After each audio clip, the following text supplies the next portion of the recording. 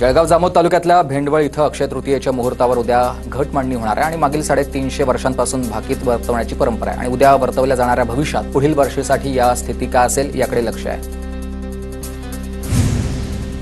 जळगावच्या अंमळनेर इथल्या देशामध्ये प्रसिद्ध असलेल्या मंगळग्रह मंदिरामध्ये मंगळग्रह देवतेला तब्बल 100 किलो हापूस आंब्याची आकर्षक आरास करण्यात आली आहे। अक्षय तृतीयेच्या पूर्वसंध्येला आकर्षक आरास वेधून घेते भाविकांचं लक्ष। नाशिकच्या मालेगावमध्ये अक्षय तृतीयेनिमित्त बाजारामध्ये घागरांची दुकानं सजलेली आहेत। अक्षय तृतीयेला घागरामध्ये घागर पूजन केलं जातं आणि शहरातील मुख्य बाजारपेठेत घागर विक्रीसाठी दाखल झाल्या। नाशिकच्या लासलगावमध्ये आंबा पोहोचलाय। हापूस, केशर, लालबाग, बदाम हे आंबे विक्रीसाठी बाजारात दाखल झालेत। अक्षय तृतीयानिमित्तानं आंबे खरेदीची लगबग सुरू आहे। धाराशिवमध्ये वादळी वारा आणि पावसामुळे सफरचंदाची बाग भुईसपाट झाली आहे। 3 वर्षांपासून जोपासलेल्या सफरचंद बागेचं नुकसान झालं। शासनानं मदत करावी अशी शेतकऱ्यांची मागणी आहे। गोंदिया जिल्ह्यामध्ये वादळी वाऱ्यासह अवकाळी पावसाची हजेरी। अवकाळी पावसामुळे शेतकऱ्यांचं मोठ्या प्रमाणात नुकसान तर आंबा पिकाच्या बागांना मोठा फटका बसलाय। जूनच्या पहिल्या आठवड्यामध्ये बच्चू कडू शेतकरी कर्जमाफीसाठी आंदोलन करणार आहेत। वेगवेगळ्या जिल्ह्यामधून येत नागपूरमध्ये आंदोलनाचा समारोप होईल आणि कर्जमाफी घेतल्याशिवाय नागपूरमधून हलणार नसल्याचा बच्चू कडूंचा इशारा आहे। दापोली इथल्या आढावा बैठकीमधून खासदार सुनील तटकरे यांचा थेट जिल्हाधिकाऱ्यांना फोन। जलजीवन मिशनची कामं एकाच ठेकेदाराला देण्यात आल्यानं ब्लॅकलिस्ट करण्याचे निर्देश। अहिल्यानगरच्या राजूर इथं कावीळची साथ आली। आमदार किरण लहामटे यांनी घेतला आढावा। 35 आरोग्य पथक तैनात झालेत तर 140 जणांवर उपचार सुरू आहेत। आरोग्य विभाग अलर्ट मोडवर आहे। नांदेडच्या हदगावमधील भाजपच्या शहर अध्यक्षांविरोधात गुन्हा दाखल। एका तरुणीची छेडछाड केल्याप्रकरणी गुन्हा दाखल आहे। तरुणीच्या फिर्यादीवरून पोलिसात गुन्हा दाखल। नागपूरच्या काटोल विधानसभा मतदारसंघाचे चरणसिंग ठाकूरांना राग अनावर। आता एसबीएल कंपनीच्या अधिकाऱ्यांना ठाकूर यांनी झापलेलं होतं। कंपनीला लॉक लावण्याचे आदेश दिलेले होते। काँग्रेसचे प्रतापराव जगताप जिल्हाध्यक्षपदासाठी इच्छुक आहेत। सुशीलकुमार शिंदेंकडे जगतापांनी सोलापूरचं जिल्हाध्यक्षपद मागितलं आहे। नागपूर शिक्षक भरती आणि शालेय आयडी घोटाळ्यामध्ये नवी माहिती समोर आली। 2019 पासून शेकडो प्राथमिक शिक्षक आणि शिक्षकेतर कर्मचाऱ्यांना गैरमार्गाने शालेय आयडी देण्याचा प्रकार समोर आलाय। नागपूरमधील बोगस शिक्षक भरती प्रकरणी शिक्षक उपसंचालक उल्हास नरडसह दोघे निलंबित झालेत आणि अटकेच्या 15 दिवसानंतर निलंबनाचे हे आदेश निघाले। निलेश मेश्राम यांच्यावर देखील अखेर निलंबनाची कारवाई। रत्नागिरीच्या निरोळमध्ये 13 बांगलादेशी नागरिक असल्याची माहिती आहे। बांगलादेशी नागरिकांची शिक्षा संपताच मायदेशी पाठवलं जाईल। भारत बांगलादेश सीमेवरच्या बीएसएफ सुरक्षा यंत्रणेकडे बांगलादेशी नागरिकांना ताब्यात देणार। पंढरपूर कॉरिडॉरसाठी प्रशासन ऍक्टिव्ह मोडवर आलंय। 600 बाधित लोकांना चर्चेसाठी जिल्हाधिकाऱ्यांनी निमंत्रण पाठवलंय। 8 आणि 9 मे रोजी जिल्हाधिकारी बाधित लोकांबरोबर चर्चा करतील। पहलगाम येथील पर्यटकांवरील दहशतवादी हल्ल्याच्या निषेधार्थ साताऱ्यातल्या कराडमध्ये ठाकरे गटाच्या कार्यकर्त्यांकडून निषेध आंदोलन। पाकिस्तानच्या झेंड्याला जोडे मारत आंदोलन करण्यात आलंय। बुलढाण्याच्या फरदापूरमध्ये रस्ते अतिक्रमण मुक्त करण्यासाठी ग्रामस्थांचा लाँग मार्च तर लवकरच रस्ते मोकळे करण्याचं प्रशासनाकडून ग्रामस्थांना आश्वासन।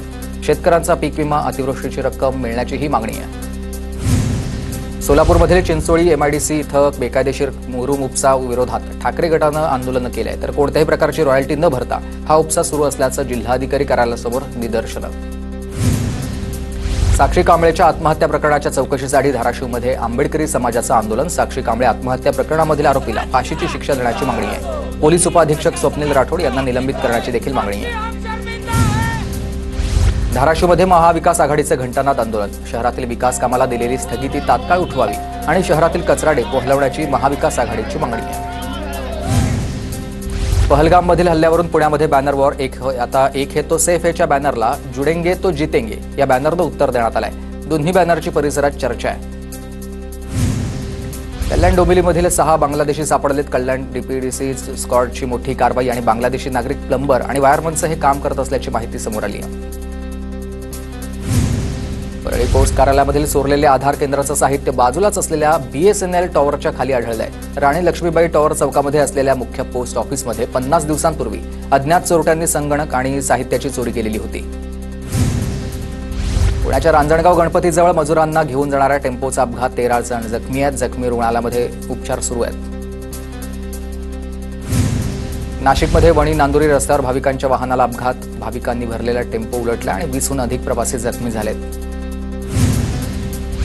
हँड ग्लोव्ह व्यवसायामध्ये 62 लाखांची फसवणूक केल्याप्रकरणी नागपूरच्या तहसील पोलिसांनी आरोपीला बेड्या ठोकल्यात। मयूर चांदणे असं अटक केलेल्या आरोपीचं नाव आहे। सोलापूरमधील बोरामणी या गावाजवळ एसटी बसनं अचानक पेट घेतला। एसटी जळून खाक झाली आहे। सुदैवानं कोणतीही जीवितहानी नाही। इचलकरंजीमध्ये पारंपरिक उत्साहामध्ये शिवजयंती साजरी। शिवजयंतीनिमित्त विविध कार्यक्रमांचं आयोजन। शिवरायांच्या जयघोषानं परिसर दुमदुमून गेलेला होता। लग्नाचा खर्च टाळून बांधलेलं शिवार रस्ते तर चंद्रपूर जिल्ह्यातील सुसा गावातील सत्यशोधक विवाह सोहळ्याची चर्चा आहे। नातेवाईक आणि मित्रांनी लग्नानिमित्त जोडप्याला रोपट्यांचा आहेर दिलाय। जळगावच्या वरणगावमध्ये रंगलाय कुस्तीचा आराखडा। मालेगावच्या सैफ अलीनं उत्तर प्रदेशच्या चंदन पांडेवर केली मात। नवी मुंबई एपीएमसी मार्केटमध्ये आंब्याच्या 1,19,000 पेट्यांची आवक झाली। अक्षय तृतीयेच्या पार्श्वभूमीवर आंब्यांची आवक वाढली आहे। नमामि चंद्रभागा अभियानामधील पहिला सांडपाणी प्रक्रिया प्रकल्प सुरू झालाय। प्रकल्पासाठी 1,80,00,000 रुपयांचा खर्च। या प्रकल्पामुळे नदी प्रदूषणाला पायबंद बसेल। गुरसाळे गावचं सांडपाणी थेट भीमा नदीत मिसळणं बंद होईल। राज्यामध्ये 8,905 मेगावॅट वीज निर्मिती होणार आहे। जलसंपदा विभागाचे 3 कंपन्यांबरोबर एकूण 9 करार झाले। मुख्यमंत्री देवेंद्र फडणवीस आणि गिरीश महाजन यांच्या उपस्थितीमध्ये हे करार झाले। 57,760 कोटी रुपयांच्या गुंतवणुकीसाठी हे करार। जालना जिल्ह्यामध्ये भीषण पाणी टंचाई। 80 टँकरद्वारे 37,000पेक्षा अधिक नागरिकांना पाणी पुरवठा सुरू झालाय। बदनापूर तालुक्यातल्या नागरिकांना सर्वाधिक पाणी टंचाईचा सामना। साताऱ्यातील माण तालुक्यामध्ये पाणी टंचाई। गावागावांमध्ये प्रशासनाकडून टँकरनं पाणी पुरवठा। काही ठिकाणी पाणी मिळत नसल्यानं नागरिकांची कसरत होत्या। प्रशासनानं लक्ष घालण्याची नागरिकांची मागणी आहे। परभणीच्या एलदरी जलाशयामधून कालवा काढून शेतीसाठी पाणी देण्याची मागणी। शेतकऱ्यांची जिंतूर तालुक्यातल्या जिल्हाधिकाऱ्यांकडे ही मागणी आहे। कालव्यामधून 21 गावाची पाण्याची टंचाई दूर करण्याची नागरिकांची मागणी आहे।